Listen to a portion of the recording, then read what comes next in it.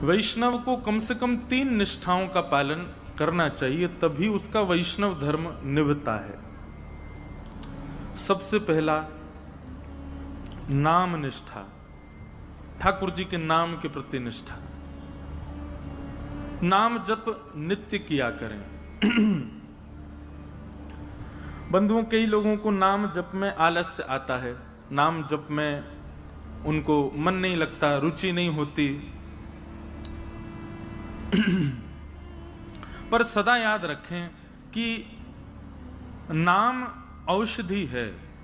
जो काम ठाकुर जी भी नहीं कर पाते वो नाम करता है। कोई पूछे कि ठाकुर जी कहां से प्रकट हुए, तो भगवान को प्रकट नाम ने ही किया है। ठाकुर जी नाम के बिना प्रकट नहीं होते। मैं कथाओं में कहा करता हूं, जिसने गाया उसी ने पाया ठाकुर जी को। जो गाता नहीं है ठाकुर जी को, वो पा नहीं सकता। आप लोग कहें कि हमको सेवा में बहुत सुख मिलता है, हमसे परिक्रमा लगवा लो, कथा सुनवा लो। अच्छा, एक और बात है कि अगर आपकी नाम में रुचि नहीं है ना, तो बाकी के सारे क्रम जो आप करेंगे उसमें आप कोई ना कोई अपराध जरूर बनेगा आपसे। नाम अपराध मुक्त करता है। क्योंकि बहुत बड़ी बात है कि जब आप ठाकुर जी का नाम गाते हैं ना, तो स्वयं श्री जी आकर के आपके सब अपराधों को क्षमा करने का पूर्ण प्रयास करती हैं। एवं श्री जी की कृपा से आपसे फिर अपराध नहीं बनता। सेवा का या जो भी अपराध के नियम हैं वो सब अपराध नहीं बनते। श्री जी का नाम गाते हैं तो फिर ठाकुर जी पूरी जिम्मेवारी रखते हैं कि भाई ये नाम गाता रहे, उसके लिए इसके जितने भी अपराध इससे बनते हैं वो सब संभालो, इसकी बुद्धि सुदृढ़ करो। नाम का बहुत महत्व है, इसलिए धीरे धीरे प्रारंभ करो। पहले 11 नाम जपो, फिर 21 कर दो, फिर 51 करो, फिर 108 करो, और फिर एक समय ऐसा आए गिनती बंद करो। मैं ये बात अपनी कथा में हर जगह कहता हूं, नाम कभी नहीं गिनना चाहिए। ठाकुर जी का हम कितना जप करते हैं उसकी गिनती मत करो। गिनती करनी है तो उनकी करो जिनकी वजह से इस संसार में पुनरपि जननम पुनरपि मरणम पुनरपि जननी जठरे शयनम, ये बार बार जन्म मृत्यु का जो बंधन हमारा बंधा रहता है, जिन पापों की वजह से, जिन हमारे दुष्कर्मों की वजह से, गिनती उनकी करो। मानव का स्वभाव है, वो दूषित कर्मों को छुपाता है, अच्छाइयों को प्रकट करता रहता है। उल्टा होना चाहिए। अपने द्वारा किए गए श्रेष्ठ कर्मों को छुपाइए। नाथ द्वार दर्शन करके आए तो तब तक चैन नहीं पड़ेगा जब तक आप 10 लोगों को बता नहीं दो हम नाथ द्वारा गए। वृंदावन गए, वृंदावन में जाकर के संतों को भोजन कराया तो तब तक चैन नहीं पड़ेगा जब तक पूरे व्हाट्सएप के ग्रुप उन सब में भेज नहीं दो वृंदावन में हमने संत सेवा करी। कभी किसी का हृदय दुखा करके व्हाट्सएप पे मैसेज भेजते हो, बोल मैंने इतने लोगों का आज हृदय दुखाया। आज पत्नी को बहुत सुनाई मैंने, वो बेचारी रो रही है, ये किसी को बताते हैं हम? नहीं। मैंने पड़ोसी के साथ में दूषित कृत्य किया, उसके साथ गलत किया, उससे ईर्ष्या करी। इन सब का प्रकाश नहीं करते, इन सबको छुपा के रखते हैं। हम प्रकाश करते हैं अपनी योग्यताओं का, कभी नहीं। ये बात हम इसलिए कह रहे हैं, हमसे मिलने भी आते हैं लोग, अब भीड़ इतनी होती है तो एक सेकंड में भी व्यक्ति को यह लगता है कि मैं बता दूं। आप मिलने आते हैं, आपसे ज्यादा उत्सुक मैं होता हूं आपसे मिलने के लिए, लेकिन एक क्षण के समय में भी आप जब ये बता देते हैं, महाराज जी मेरा इतना नाम जप रोज होता है, महाराज जी मैं इतनी घंटे सेवा रोज करता हूं, मुझे रात्रि स्वप्न में ठाकुर जी दिखते हैं। क्यों? एक बात सदैव याद रखिएगा, भक्ति यदि पूर्ण रूपेण आपके चित्त में आएगी तो आप प्रकाश करने से बचोगे। आप उसका प्रकाश नहीं करोगे, उसको गोपनीय रखोगे। और एक बात कहें, जब आप अपनी प्रेम लक्षणा भक्ति को गोपनीय रखते हैं तो आपके मुख की आकृति प्रकाश करती है, आपको बोलने की आवश्यकता नहीं है। हमारे वृंदावन के संतों को देखो, उनको बोलने की आवश्यकता नहीं, उनका मुखमंडल बता देता है कि कृष्ण प्रेम है चित्त में, इनके चित्त में भजन है, इनके चित्त में नाम विराजमान है। भक्तमाल जी में कथा आती है अंतर्निष्ठ राजा की, जो प्रभु के नाम को सदा अपने चित्त में छुपा करके रखता, कभी किसी को यह पता तक नहीं लगने दिया कि वो एक वैष्णव है। एक दिन रात्रि में सोते सोते उसके मुख से स्वप्न में ही निकल गया, सुसुप्ता अवस्था में निकल गया, हाँ राम। पत्नी ने सुन लिया। प्रातःकाल जब बेला हुई, पत्नी ने पूरा घर सजाया, ढोल नगाड़े डुमडुमियां बज रही हैं, मंगल बाजे बज रहे हैं। राजा उठ करके आश्चर्यचकित हो गया, इतने मंगल गान क्यों हो रहे हैं। राजा ने जाकर के पत्नी से पूछा, ये सब क्या चल रहा है। बोले कि मुझे तो अब तक लगता था कि आप भक्त हो ही नहीं, पर मुझे अब पता चला आप तो अंतर्निष्ठ भक्त हो। आप तो अपने चित्त में नाम को छुपा करके रखते हैं, कभी प्रकट नहीं। अरे इतने वर्ष ब्याह को हो गए, मुझे आज तक नहीं पता चला कि आप भक्त हो। राजा बोला, तो हाँ, तो मैं भक्त हूं ही नहीं। बोले कि रहने दीजिए, झूठ मत बोलिए। कल रात्रि स्वप्न की अवस्था में, सुसुप्ति अवस्था में आपके मुख से निकला हा राम। अनकॉन्शियस स्थिति में, बहुत ध्यान से सुनना, आप कैसा बर्ताव करते हो, क्या बोलते हो, वो बताता है कि आप वैष्णव हो कि नहीं।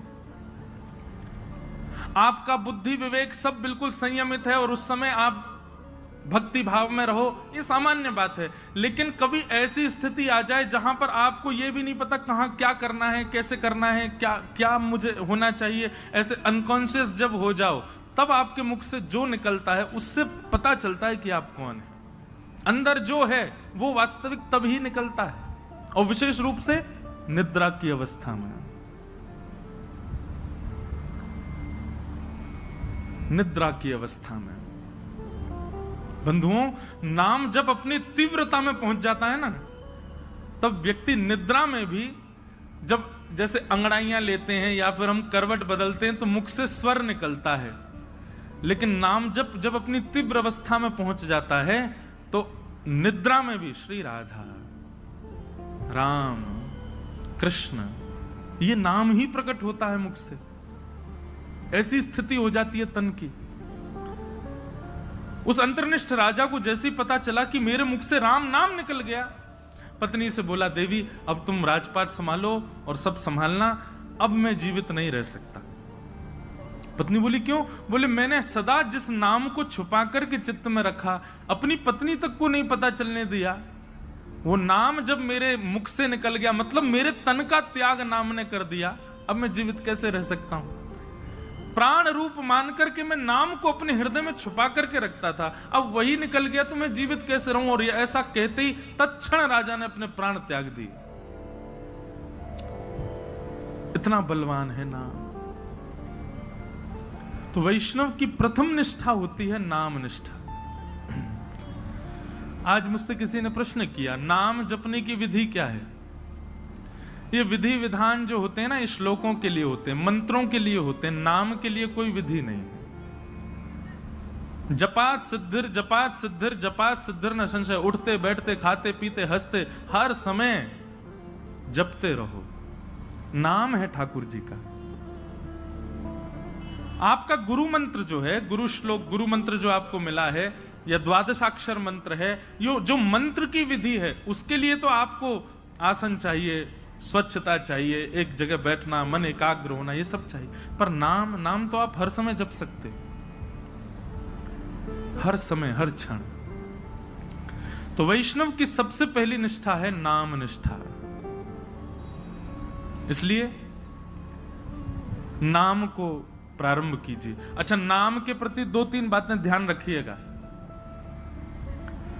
नाम जपना भी एक सेवा है, और जैसे मंदिर की ठाकुर जी की सेवा है ना, उसमें अपराध नहीं होना चाहिए, उसमें लगन होनी चाहिए, उसमें तत्परता होनी चाहिए, उसमें स्वच्छता, शुद्धता और हृदय में प्रसन्नता होनी चाहिए। ठीक वैसे ही नाम भी एक सेवा है।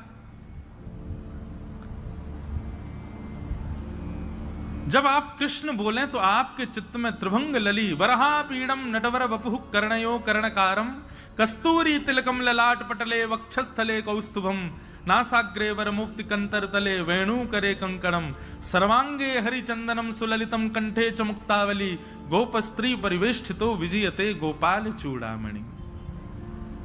कृष्ण कहते ही आपके चित्त में गोपाल जी प्रकट हो जाएं, उनके मधुर रूप का दर्शन होने लग जाए।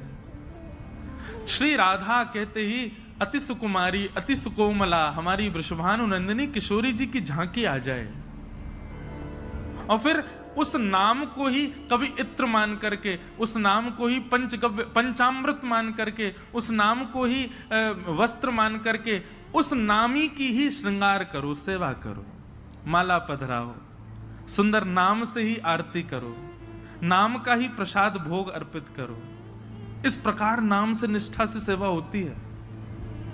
केवल ये माला फेरना और जप पूर्ण करना, अपनी संख्या पूर्ण करना नाम जप नहीं होता है। चित्त में कुंज का निर्माण करो, सुंदर यमुना जी बह रही हैं, सुंदर हरे भरे वृक्ष हैं, पीछे सुंदर सुंदर गिरी कंदरा दिख रही हैं, बीच में एक सेज सजी है, उस सेज पर हमारे श्याम सुंदर विराजे हैं और नाम चल रहा है। नाम वृक्षों में भी दिखे, नाम सेज पर भी दिखे, नाम यमुना जी में भी दिखे, नाम पीछे के सुंदर गिरी कंदरा में भी दिखे, और नाम ठाकुर जी में भी दिखे। पर उसी नाम के जल से ठाकुर जी को अभिषेक कराया, उसी नाम के जल से ठाकुर जी को प्रक्षालन किया, उसी नाम के जल से, उसी नाम से ठाकुर जी को वस्त्र धारण कराया, उसी नाम से इत्र धारण कराया, उसी नाम से प्रसाद, उसी नाम से ही ठाकुर जी को आरती, और उसी नाम से बलैया। ऐसी पूरी एक सेवा की विधि है। उस सेवा को मानसी रूप में करते हुए नाम जप करना, ये नाम निष्ठा है। ऐसे नाम जप होता है। नाम जप का दूसरा रूप, आज जितना हुआ है कल उससे अधिक होना चाहिए। अगर नाम जितना आज है कल भी उतना ही है, और बल्कि परसों कम और हो गया, तो इससे नामापराध होता है। नाम बढ़ना चाहिए, नाम बढ़ाओ। नाम के प्रति दूसरी भावना, कोई यदि आपसे पूछे कि आप क्या जपते हो, तो पहले परख लीजिए। यदि वो अधिकारी हो तो ही बताइए, नहीं तो उसके सामने प्रकाश करने की आवश्यकता नहीं है। अपने आप को ऐसा बता दो, नाम तो कुछ करते नहीं, महासंसारी हैं हम, तो पापी पामर जीव हैं। अपने आप को मत दिखाइए कि आप नाम जापक हैं। कोई यदि पूछे और लगे कि हाँ ये वैष्णव है, कोई गुरुजन पूछे, हम पूछ लें, हम तो वैसे हम भी संसारी हैं, हम पूछे तो मत बताओ। कोई संत पूछे, कोई महापुरुष पूछे, कोई वैष्णव पूछे, तो उनको उजागर करो। सबके सामने उजागर नहीं। यहाँ लोग बताते फिरते हैं कि हम कितना नाम जप कर रहे हैं, क्यों नहीं, ये नामापराध है। सबके सामने अपने नाम का प्रकाश मत करो। भाई, अगर किसी भाव से आपका प्रेम बढ़ रहा है, उस भाव को गोपनीय रखो ना, उसको प्रकाश करने की आवश्यकता क्या है। तो नाम में इस बात का ध्यान रखें कि अगर कोई व्यक्ति अयोग्य, किसी को मत मानो, लेकिन यदि आपको अनुभव हो जाए कि ये वैष्णव भाव में नहीं है, बस ऐसे ही चलते फिरते पूछ रहा है, तो उसके सामने अपने आप को मूर्ख ही घोषित करो। ये मत बताओ कितना नाम जपते, नहीं तो नामापराध होता है। तो सबसे पहली वैष्णव की निष्ठा होती है नाम निष्ठा। वैष्णव की दूसरी निष्ठा होती है तुलसी निष्ठा। उसके तन पर यदि तुलसी स्पर्श नहीं है, तो ठाकुर जी उसके हाथ से सेवा तो बहुत दूर की बात है, जल भी स्वीकार नहीं करेंगे। इसलिए आपके तन पर तुलसी स्पर्श होना बहुत आवश्यक है। यह वैष्णव की दूसरी निष्ठा है। कई लोग पूछते हैं तुलसी धारण करने के लिए, आप लोग धारण कर लीजिए, लेकिन उसके बाद लोग पूछते हैं महाराज जी अगर हम तुलसी धारण कर लें और कहीं कुछ खाना पाना हो तो तुलसी धारण करने के बाद में एक नियम का पालन आपको निश्चित रूप से करना है कि कुछ भी खान पान ऐसा नहीं करना जिससे तुलसी का अपराध बने। और यदि आपने कहीं गलती से तुलसी जी के धारण के पश्चात कुछ ऐसा खान पान किया है तो दूसरे दिन उन तुलसी जी को यमुना जी में पधराओ, आना पड़ेगा, भोपाल से वृंदावन ही आओ, तुलसी जी को पधराओ, क्षमा याचना करो, ब्राह्मण भोज कराओ, संतों के चरणों में प्रणाम करके क्षमा मांगो, फिर दूसरी तुलसी जी ठाकुर जी के चरणों में अर्पित करके फिर धारण करो, फिर ये वचनबद्ध हो जाना कि अब नहीं करेंगे। एक व्यक्ति मुझसे बोला, बोले महाराज जी जब खाते पीते हो उस समय उतार दें, खान पान करके फिर पहन लें। वाह, ऐसा नहीं करना है। मन में एक भाव आता है कि श्री तुलसी जी आपके कंठ में विराजमान होने के लिए अपने रूप का त्याग कर देती हैं। वो एक पौधे के रूप में होती हैं, वृक्ष के रूप में होती हैं, ठाकुर जी को सुख देने के लिए नवीन नवीन अपने अंदर पत्रों को प्रादुर्भाव करती हैं, ठाकुर जी की सेवा में जाएंगे। लेकिन आपके कंठ को सुशोभित करने के लिए और आपके तन के कल्याण के लिए वो अपने उस रूप का त्याग कर देती हैं, अपने आप को छिलवा देती हैं और उसके बाद माला बनकर के आपके गले में विराजमान होती हैं। इतना बड़ा त्याग तुलसी जी हमारे लिए करती हैं, हम उनके लिए ये सामान्य सी वस्तु नहीं छोड़ सकते। इसलिए तुलसी निष्ठा, तुलसी जी को धारण करो। तुलसी जी गले में धारण होने के बाद में जैसे ही आप कुछ भी पाते हैं, पहली बात तो प्रसाद ही पाएंगे, प्रसाद पाते ही जैसे ही कंठ से नीचे जाएगा, कंठ में तुलसी जी है, नीचे जाते ही उसमें जितने दोष होंगे सब समाप्त हो जाएंगे। तुलसी जी कंठ में धारण हैं और उस समय आपने जलपान किया तो जलपान जैसे ही तुलसी जी के यहां कंठ से नीचे गया, तुलसी जी का स्पर्श होते ही वो साक्षात श्री यमुना जी का, श्री गंगा जी का जल हो जाएगा, ठाकुर जी का चरणामृत हो जाएगा। अरे कहां तक कहें, आप स्नान करेंगे और जैसे ही जल अपने सिर पर डालेंगे, आपके मुख पर आकर के जल जैसे ही तुलसी जी का स्पर्श करके सर्वांगीण अंग पर जाएगा, वह भी दिव्य किसी पवित्र नदी का रूप धारण करके, उनके जल का रूप धारण करके आपके तन को पवित्र कर देगा। तुलसी निष्ठा। कई संप्रदायों में तुलसी जी का भाव ऐसा, धारण करो पर स्नान के समय मत करो। उसमें ऐसा भाव है कि तुलसी जी का जल चरणों में आ जाएगा। तो सब संप्रदायों के अलग अलग भाव हैं। कहीं पर ऐसा भाव है कि तुलसी जी का जल तन पे जाना चाहिए तभी पवित्र होंगे। तो अपने अपने गुरुजनों की प्रणाली के अनुसार आप उसका कर सकते हैं भाव। कई मन में भाव रखते हैं कि हम शौचाचार के लिए जाएं तब तुलसी जी को उतार दें। आपके भाव के ऊपर निर्भर करता है, आपका भाव कैसा है, उस अनुसार आप उसका पालन कर सकते हैं। नहीं तो शास्त्र और संतों की आज्ञा तो 24 घंटे आपके कंठ में तुलसी होनी चाहिए। तो दूसरी निष्ठा क्या है? तुलसी निष्ठा। और तीसरी और सबसे विशिष्ट निष्ठा एकादशी निष्ठा। वैष्णव को एकादशी व्रत निश्चित करना चाहिए। एकादशी के दिन अन्न में पाप का निवास होता है और उसके कारण एकादशी के दिन, अब यहां पर भी एक बात आ जाती है, भाव की बात आती है। देखो, भाव प्राधान्य जब हो जाती है ना बात, तो फिर वहां पर नियम नहीं चल पाते। बहुत ध्यान से सुनिए सब लोग। अब हमारे राधा वल्लभी है और हमारे हरिदासी वृंदावन के, वहां पर अधिकतर एकादशी नहीं मानी जाती।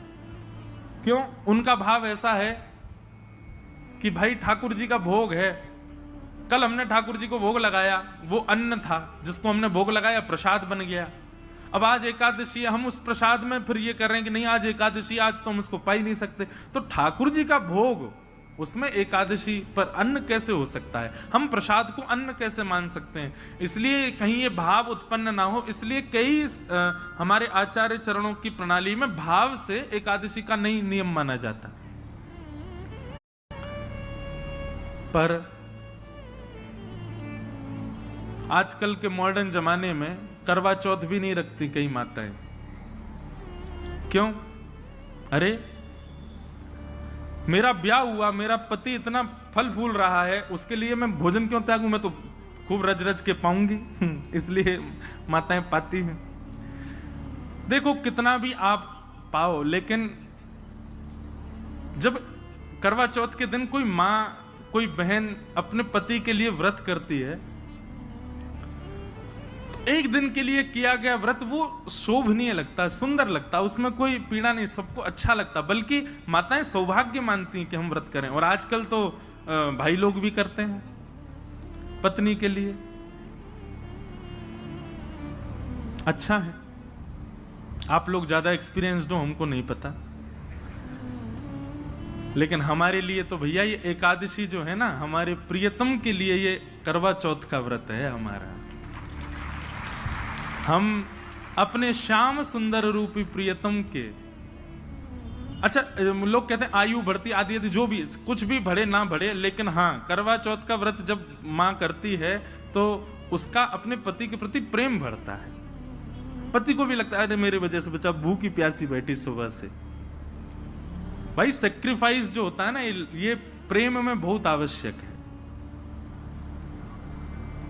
और अन्न जो है ना, ये हमारे प्राणों को धारण करता है। अगर हम उस अन्न के प्रति एक दिन का सेक्रीफाइस करते हैं तो उसमें कौन सी बड़ी बात है।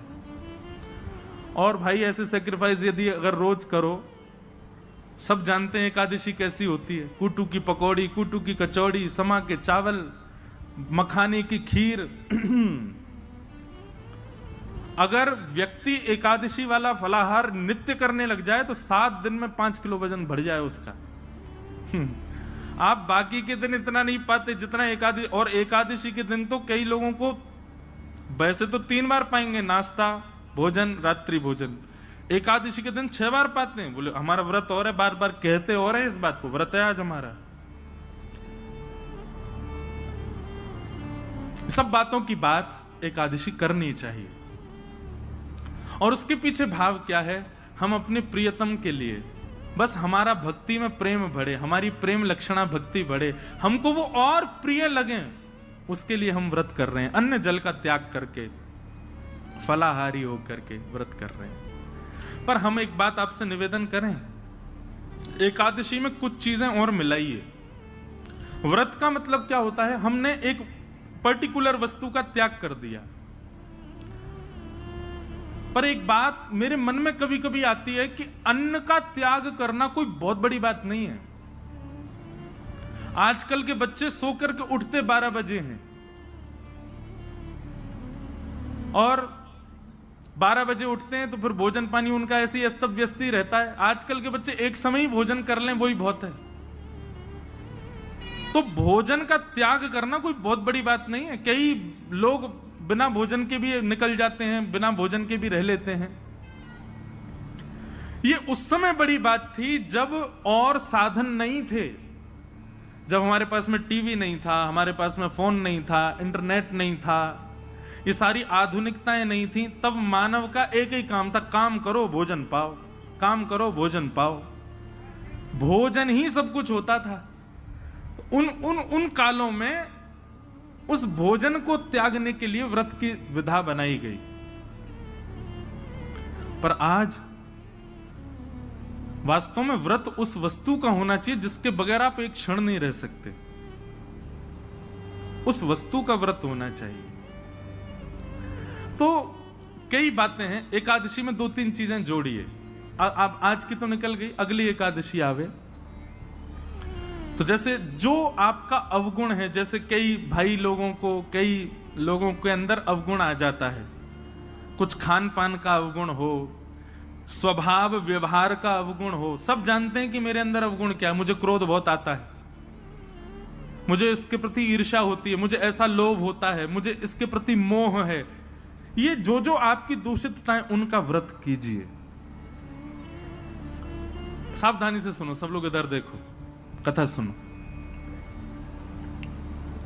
अपनी दूषित वस्तु जिसके बगैर आप एक क्षण नहीं रहते, उसका त्याग कीजिए, तब व्रत माना जाएगा।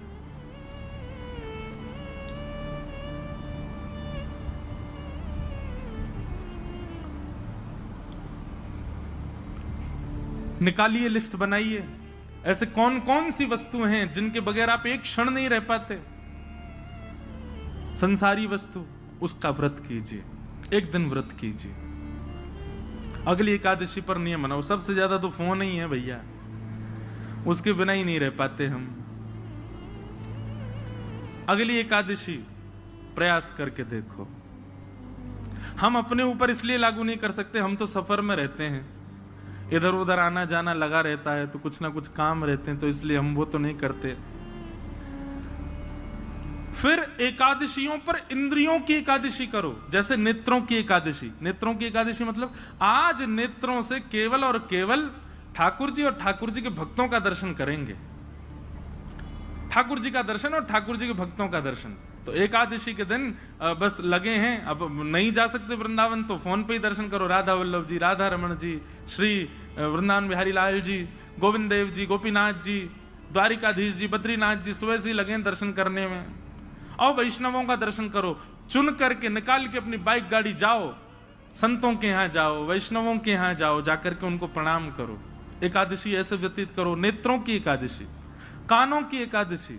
क्या आज इन कानों से केवल भगवत चर्चा सुनेंगे, सूर्योदय से लेकर के सूर्यास्त तक और कुछ करना ही नहीं है। कीर्तन और भजन, केवल भगवत चर्चा ही श्रवण करनी है। कानों की एकादशी। मुख की एकादशी दो प्रकार से हो सकती है, या तो मौन रहो या फिर केवल और केवल भगवान नाम ही कहो, और कुछ बोलना ही नहीं है, केवल भगवान नाम। मुख की एकादशी। हाथों की एकादशी कैसे निकालो, सवेरे निकल जाओ 6 बजे महाराज, मंदिर जो हैं आपके क्षेत्र में सबकी सफाई करना, सब जगह जाकर के स्वच्छता करना, सबके ठाकुरों की सेवा करना, हाथों से सेवा। पैरों की एकादशी, प्रदक्षिणा करो, परिक्रमा, गैया की परिक्रमा, माता पिता की परिक्रमा, मंदिरों की परिक्रमा। ऐसे भैया अपने तन से एकादशी करो, केवल अन्न छोड़ने मात्र से काम। ये आगे की विधा है, पहले अन्न से ही शुरू कर लो, पर शुरू करो। ये 3 निष्ठाओं का यदि आपने पालन कर लिया तो दावे से कह रहे हैं अंतिम श्वास से पूर्व ही ठाकुर जी का निश्चित दर्शन होगा, निश्चित ठाकुर जी अनुग्रह करेंगे। और भाई प्रयत्न तो करने पड़ेंगे, बिना प्रयत्न के ठाकुर जी तो नहीं मिल रहे। हम इतने बड़े भक्त तो है नहीं कि ठाकुर जी बेचारे हो कहे कछु ना करे, आदमी ले आओ याते। कछु तो करो, ऐसे तो कछु जीवन में लाओ जैसे लाल जी आप सो प्रसन्न हो, आवे आपके समीप। और एक बात मैं आपसे कहूं, पाव भाजी खा लो बाहर किसी ढकेल पर, 20 रुपए का मिल जाएगा। वही पाव भाजी 5 स्टार होटल में खाओ 500 रुपए का। क्यों? प्रस्तुतिकरण में भेद है। ऑफरिंग, वो ऑफर करने का नतीजा है कि वहां महंगा है, यहां सस्ता है। ठीक वैसी भक्ति भी है। एक लोटा जल लिए, उसी में तुलसी डाल दी, उसी में चावल डाल दी, उसी में रोली डाल दी, उसी में चीनी डाल दी, उसी में सब डाल दी, जा गए शंकर जी पर चढ़ा के और नियम करके त्रिपुंड लगा के बेलपत्र चढ़ा के सिर पे लेके आ गए। एक तो ये ऑफरिंग है और एक दूसरी ऑफरिंग है, सारी सामग्री बढ़िया सुंदर सजा करके लेकर के गए, एक एक करके एक एक सामग्री शंकर जी पर चढ़ा रहे हैं, सुंदर कोमल हाथों से शंकर जी के सुंदर अभिषेक कर रहे हैं, और उसके बाद में सुंदर इत्र लगा करके त्रिपुंड लगा करके प्रणाम करके खूब देर रज रज के भाव से करके आ रहे हैं। दोनों में अंतर है कि नहीं? भक्ति में प्रस्तुतिकरण देखिए, आप कैसे प्रस्तुत कर रहे हो। केवल करना है ये नहीं, इससे बढ़िया तुम मत ही करो। केवल एकादशी करनी है, हमको अन्न नहीं खाना, लेकिन पूरे नाक में दम कर दिया घर के में, जे बनाओ भूख लगी है, केला लाओ, ये बनाओ, ये करो। ऐसी काहे, क्या फायदा? एकादशी एकादशी जैसी दिखनी चाहिए, उसका प्रस्तुतिकरण ऐसा रखो। ये जो भाव हम आपको बता रहे हैं, हम तो 10% बताएंगे, बाकी आपको विचार करने पड़ेंगे। अब अगली एकादशी होगी, उसमें क्या करना चाहिए जिससे ठाकुर जी प्रसन्न हो। क्योंकि एकादशी के दिन ठाकुर जी दोनों नेत्र खोल करके सब पर दृष्टि डाल करके सबकी क्रियाएं चेक करते हैं। एक प्रकार से ये समझ लीजिए, एकादशी अवसर है, 15 दिन में जो आपने किया उससे निवृत्त होने का अवसर है। इसका मतलब ये नहीं कि 14 दिन सब आपने किए, बोले एकादशी आई रही है सब बढ़िया कर लेंगे उस दिन। अवसर है,